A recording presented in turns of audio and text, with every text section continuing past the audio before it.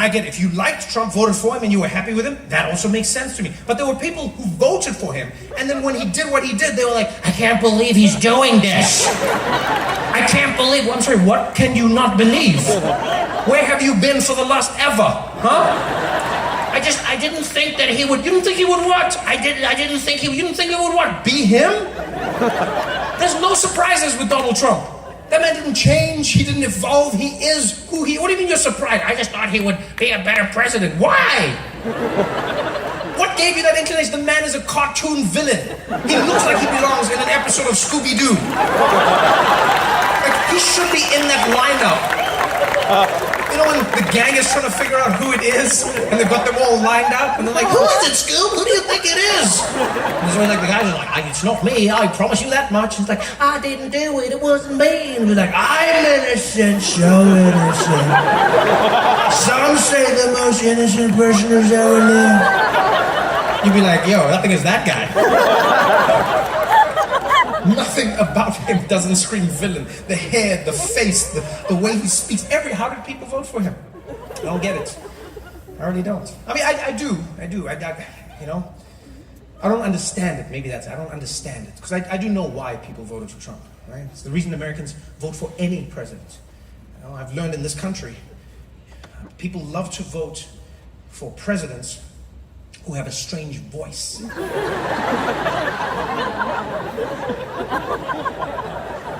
I've never particularly understood it, but it's a trend that I've noticed. If you run for president in this country and you have a normal speaking voice, you don't get anywhere.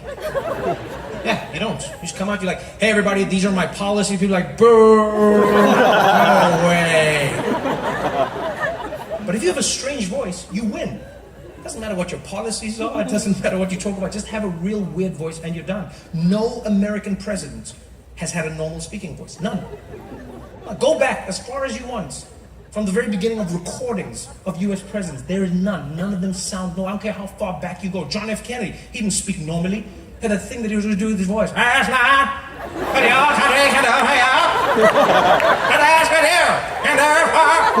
I'm sorry, nobody talks like that. I don't care what you say. Nobody. So you telling me that man was standing in McDonald's like, could I please get a number one with a large fries? And one McFlurry, please. What do you mean the ice cream machine is broken? That's not normal. Nobody speaks like that. No American president spoke normally. None. Bill Clinton, he didn't speak normally. He just did that thing with his voice, like he's trying to seduce people. He's like, I would not have sexual relations with a woman. That's not normal. Nobody speaks like that. Nobody. George Bush, he didn't speak normally. He did that weird thing where he was like speaking out of the side of his mouth, like, we're gonna find the people that did this. And then we're gonna blow up a totally different country. Fool me once. That's not normal. Nobody speaks like that. Nobody. Barack Obama, he didn't speak normally. He always did that thing where his voice sounded like it was buffering. As Americans, we're gonna try to get a faster internet. That's not normal. Joe Biden, he doesn't speak normally. He always does that weird mumbling thing. I don't even know what it is. Most important thing is the conscience and get No, I'm serious. Come on, man. Come on. Let's find this Negro and this pen in my husband, man. Come on. Come on, but I'm serious. Come on, man. What? But Trump was the weirdest voice. His voice had no rhyme or reason. That's what gets me. It's like I never know where it's going to be and why it's going to be there. Like, just even his intonation. Do you know how hard it was to figure out where to put the volume on my TV when he was giving a speech? Because you never knew. It was always high, it was low. You didn't know when it would happen. I would set the volume, put the remote control down. He would speak. And I know in this country, so many, and so many, and so many of them, there's so many have come. And I asked them, why are they so many? Then that'll be pretty little baby. And it's coming out of the shower. But it will come out of the medicine. So then, so strange. Sitting there at home trying to ride the volume like a terrible DJ. It wasn't normal. Sitting there the whole time. I actually like watch the whole with the remote in my hand, just like, oh, not too loud, not too soft, not too loud, not too soft. It reminded me of when I'd be watching porn as a kid.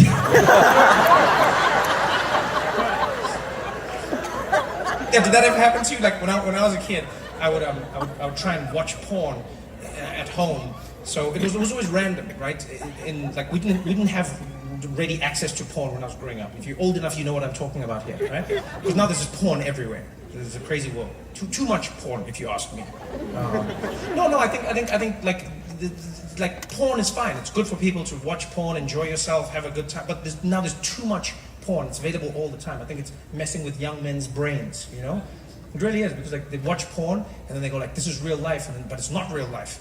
You know, and they get their minds warped. They're just like, "Oh yeah, you just walk up to a woman." And like, no, because internet porn is like that. You just click and you just jump straight into it. You know, like when I was young, porn had a storyline. You know, like the person was going to go somewhere for some reason, and they would talk, and then the sex would happen. Do you get what I'm saying? It was really important. It taught me many valuable lessons in life.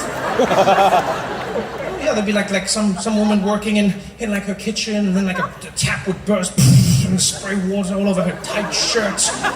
And she'd be like, "Oh no, what am I gonna do? Water's everywhere." And the doorbell would ring. Bing bong. "I wonder who it could be. Come on in." The door would open. There'd be a plumber. "Good afternoon, ma'am. I'm a plumber." I'd be sitting at home like, "Wow, that's great customer service. How did you know?" He would come in and he would fix everything. He'd be like, "We're all done here, ma'am. Is there anything else I can do for you?" She'd be like, "Well, now that you mention it." And then the music would start. And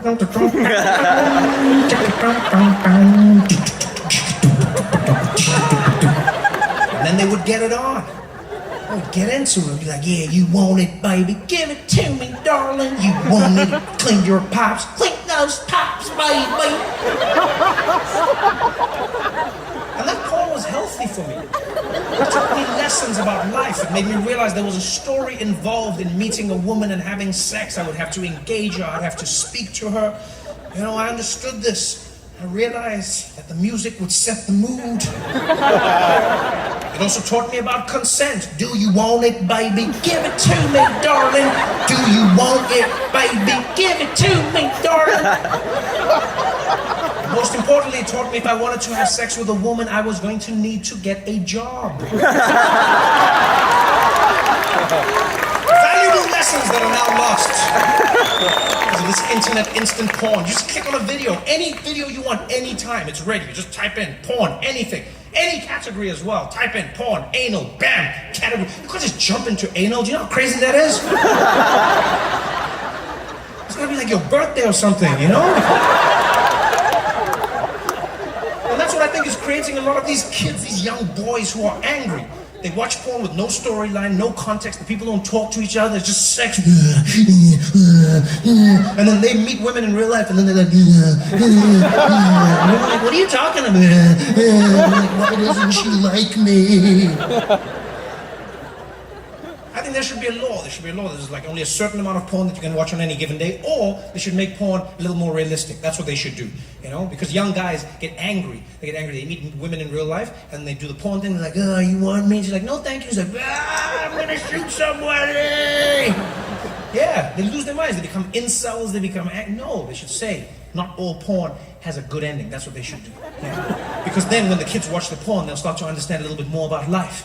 You know, they'll click on the porn, and then like someone will be there, and it'll be like, you know, it'll be like, stepdad walks in on stepdaughter getting dressed, and they'll click on it, and then, you know, the girl will be there, and she'll be like, "Oh, stepdad," and he'll be like, "Yeah, you look good," and she'll be like, "You're a creep, get out." And I'm gonna tell my mom, and she's divorcing you. This shit is over. End of porn. People are like, "Well, I guess I shouldn't do that."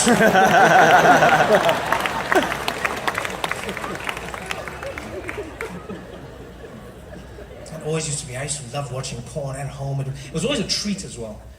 Because when I was growing up, there was no internet that you could just watch porn on. Right? And porn would sometimes come on TV in South Africa. It was really strange. Really strange. Like 3 times a year, they would randomly play porn on like national broadcast TV. But it would be at midnight and they wouldn't advertise it. So in the TV guide, there would be a little book you would get at home that would tell you what was coming, but then it would be like 10 p.m. movie, and then it would be like midnight news, and then right after midnight it would be like to be announced. And to be announced could be anything. Yeah, it could be a replay of sports, it could be an old movie, and it could be porn. And every night, every weekend, I would sit there, little 12-year-old me, and watch a movie with my mom, and then it would be finally done, you know, and she'd fall asleep, and I'd be like, Mom, you gotta go to bed. She'd be like, oh, are we going? I'd be like, no, you go. I'm gonna see if there's another movie. She'd be like, okay, but don't stay up too late. I'd be like, no, unless something gets me up. I won't. Go. She'd go to the bedroom. And the bedroom was right there with a tiny house. And then the porn would come on. And those days, I remember it was like hitting the jackpot. Because I'd sit there and be like, come on. And the sign would flash. And the screen would like 21. Like, this movie is not suitable for children under the age of 21. All minors must now leave the room. And I'll be like, okay. I'm leaving. Sit there on that couch excited. And for some reason, whoever made the porn back then also designed Donald Trump's voice, because you never knew what the volume was going to be. It would just randomly jump up and down. Like, you could never hear the dialogue. The dialogue was always too low. You'd be watching the movie and be like... Keep getting what I would have. I'd be like, what? I can't hear what they're saying. I need to know what's happening. The plot is the most important part. No, what are they saying? More volume. And then I'll max out the volume. Max volume.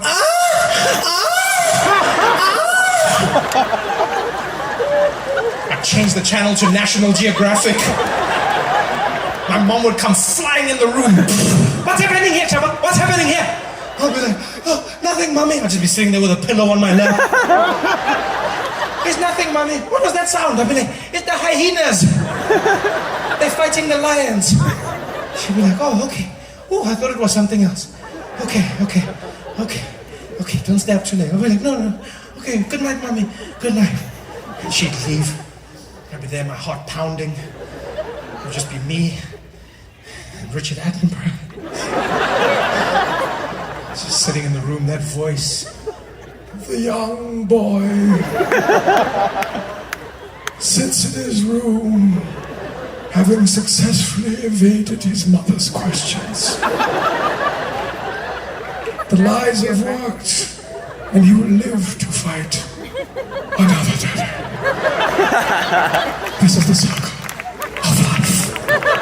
Yo, OC, you guys are having fun tonight, man. Thanks for coming out, guys. Drive safe out there. I appreciate you for coming back. If you held on to the tickets, if you knew at the show, thank you so much for being here with us. Have a good night, y'all. Thank you.